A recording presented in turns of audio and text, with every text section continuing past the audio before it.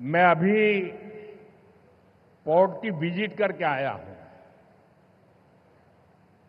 और गुजरात के लोगों को जब पता चलेगा कि इतना बढ़िया पोर्ट ये अदानी ने यहां केरल में बनाया है, ये गुजरात में 30 साल से पोर्ट पे काम कर रहे हैं, लेकिन अभी तक वहां उन्होंने ऐसा पोर्ट नहीं बनाया। तब उनको गुजरात के लोगों से गुस्सा सहन करने के लिए तैयार रहना पड़ेगा।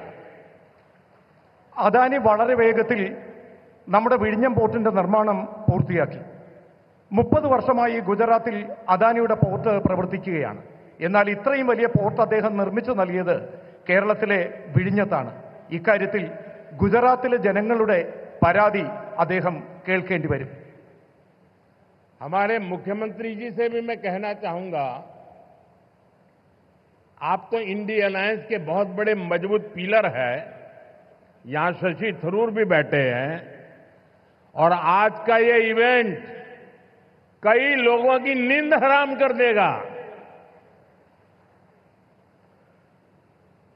നമ്മുടെ എയർലൈൻസുമായിട്ടുള്ള ബന്ധപ്പെട്ട പ്രശ്നങ്ങൾ, അതുമായി ബന്ധപ്പെട്ട കാര്യങ്ങളിലും ആവശ്യമായ ശ്രദ്ധ നൽകണം. He could not.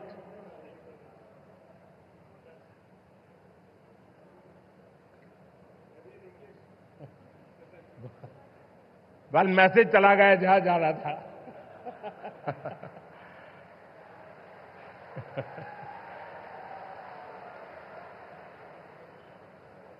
साथियों, पोर्ट इकोनॉमी की पूरे पोटेंशियल का इस्तेमाल तब होता है जब इंफ्रास्ट्रक्चर और ईज ऑफ डूइंग बिजनेस दोनों को बढ़ावा मिले. पिछले 10 वर्षों में यही भारत सरकार की पोर्ट और वाटरवेज पॉलिसी का ब्लूप्रिंट रहा है. हमने इंडस्ट्रियल एक्टिविटीज और राज्य के होलिस्टिक विकास के लिए तेजी से काम आगे बढ़ाया है. സുഹൃത്തുക്കളെ, പോർട്ട് ഇക്കോണമിയുടെ മുഴുവൻ പൊട്ടൻഷ്യലും ഇപ്പോൾ പ്രയോജനപ്പെടുത്തുകയാണ്. ഇതിനുള്ള ഇൻഫ്രാസ്ട്രക്ചറും ഈസ് ഓഫ് ഡൂയിങ് ബിസിനസ്സും രണ്ടും പുരോഗമനത്തിലേക്ക് സഞ്ചരിക്കുകയാണ്. കഴിഞ്ഞ 10 വർഷത്തിനുള്ളിൽ ഭാരത സർക്കാർ പോർട്ട് വാട്ടർവേജ് പോളിസി അതിന്റെ ബ്ലൂ പ്രിന്റ് തയ്യാറാക്കിയിട്ടുണ്ട്.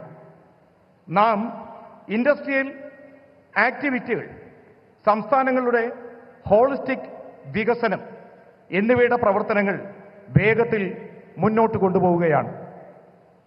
भारत सरकार ने राज्य सरकार के सहयोग से सागरमाला परियोजना के तहत पोर्ट इंफ्रास्ट्रक्चर को अपग्रेड किया है, पोर्ट कनेक्टिविटी को भी बढ़ाया है. पीएम गति शक्ति के तहत वाटरवेज, रेलवेज, हाईवेज और एयरवेज की इंटर कनेक्टिविटी को तेज गति से बेहतर बनाया जा रहा है. ईज ऑफ डूइंग बिजनेस के लिए जो रिफॉर्म्स किए गए हैं, उससे पोर्ट्स और अन्य इंफ्रास्ट्रक्चर सेक्टर में भी इन्वेस्टमेंट बढ़ा है. ഭാരത സർക്കാർ സംസ്ഥാന സർക്കാരുകളുടെ സഹകരണത്തോടുകൂടി സാഗർമാല പരിയോജന അതിന് കീഴിൽ പോർട്ട് ഇൻഫ്രാസ്ട്രക്ചർ അപ്ഗ്രേഡ് ചെയ്യുകയാണ്. പോർട്ട് കണക്ടിവിറ്റിയും വർദ്ധിപ്പിക്കുകയാണ്. PM ഗതിശക്തി പദ്ധതിയുടെ ഭാഗമായി വാട്ടർവേസ്, റെയിൽവേസ്, ഹൈവേസ്, എയർവേസ് ഇവ തമ്മിലുള്ള ഇന്റർ കണക്ടിവിറ്റി അതിവേഗം മുന്നോട്ട് കൊണ്ടുപോവുകയാണ്. ഈസ് ഓഫ് ഡൂയിങ് ബിസിനസ്സിനായി നടത്തുന്ന റിഫോമുകൾ ഇതിലൂടെ പോർട്ടുകളും മറ്റ് ഇൻഫ്രാസ്ട്രക്ചർ സെക്ടറും അവിടെയുള്ള ഇൻവെസ്റ്റ്മെന്റ് വർദ്ധിപ്പിക്കുകയാണ്. इंडियन सीफेरर्स, उनसे जुड़े नियमों में भी भारत सरकार ने रिफॉर्म्स किए हैं और इसके परिणाम भी देश देख रहा है. 2014 में इंडियन सीफेरर्स की संख्या 1.25 लाख से भी कम थी. अब इनकी संख्या 3.25 लाख से भी ज्यादा हो गई है। आज भारत सी फेयरर्स की संख्या के मामले में दुनिया के टॉप 3 देशों की लिस्ट में शामिल हो गया है। ഇന്ത്യൻ കടൽ യാത്രക്കാരുമായി ബന്ധപ്പെട്ട നിയമങ്ങളിലും ഭാരത സർക്കാർ മാറ്റം കൊണ്ടുവരികയാണ്. ഇതിന്റെ മാറ്റം രാജ്യത്ത് കാണാനാകുന്നു. 2014 ഇന്ത്യൻ സീ ഫെയേഴ്സിന്റെ എണ്ണം 1.25 ലക്ഷത്തിൽ കുറവായിരുന്നു. എന്നാൽ ഇപ്പോൾ ആ എണ്ണം 3.25 ലക്ഷത്തിലധികം വർദ്ധിച്ചിട്ടിരിക്കുകയാണ്.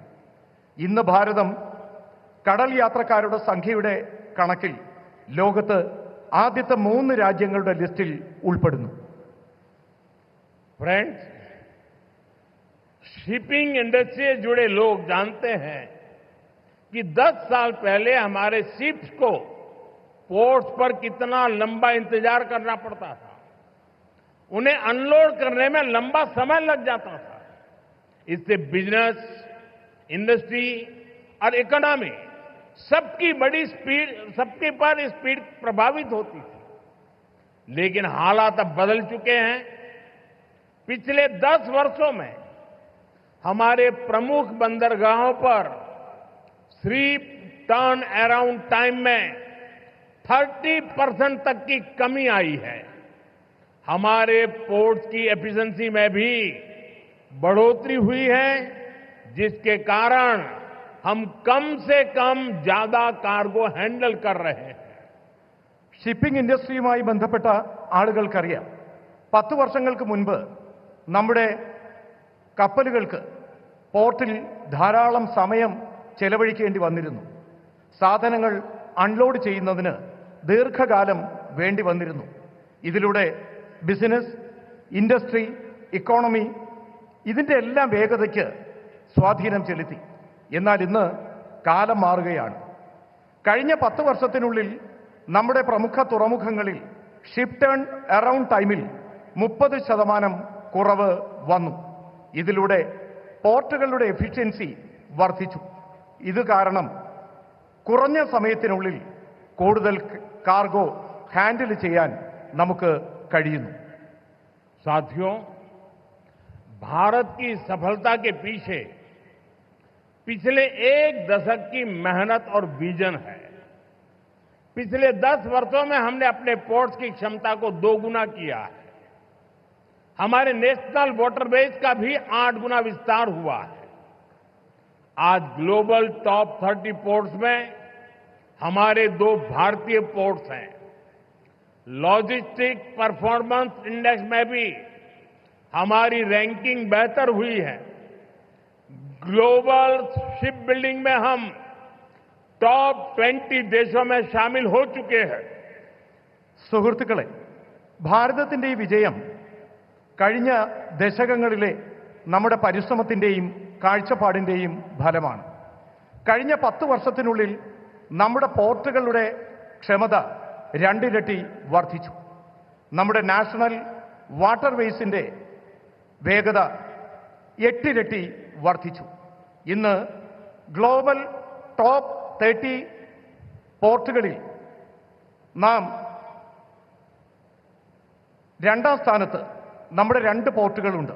ലോജിസ്റ്റിക്സ് പെർഫോമൻസ് ഇൻഡെക്സിലും നമ്മുടെ റാങ്കിംഗ് മികച്ചതാണ്. ഗ്ലോബൽ ഷിപ്പ് ബിൽഡിംഗിൽ നാം ആദ്യത്തെ 20 രാജ്യങ്ങളിൽ ഉൾപ്പെട്ടിട്ടുണ്ട്. अपने बेसिक इंफ्रास्ट्रक्चर को ठीक करने के बाद हम अब ग्लोबल ट्रेड में भारत की स्ट्रेटेजिक पोजीशन पर फोकस कर रहे हैं। इस दिशा में हमने मैरीटाइम अमृतकाल विजन लॉन्च किया है। विकसित भारत के लक्ष्य तक पहुंचने के लिए हमारी मैरीटाइम स्ट्रेटेजी का वो क्या होगी, हमने उसका रोड मैप बनाया है। നമ്മുടെ റോഡ് ബേസിക് ഇൻഫ്രാസ്ട്രക്ചർ ശരിയാക്കിയതിനു ശേഷം നാം ഇപ്പോൾ ഗ്ലോബൽ ട്രേഡിൽ ഭാരതത്തിന്റെ സ്ട്രാറ്റജിക് പൊസിഷൻ ഫോക്കസ് ചെയ്യുകയാണ്. ഈ ദിശയിൽ നാം മാരിടൈം അമൃത്കാൽ വിഷൻ ലോഞ്ച് ചെയ്തിട്ടുണ്ട്.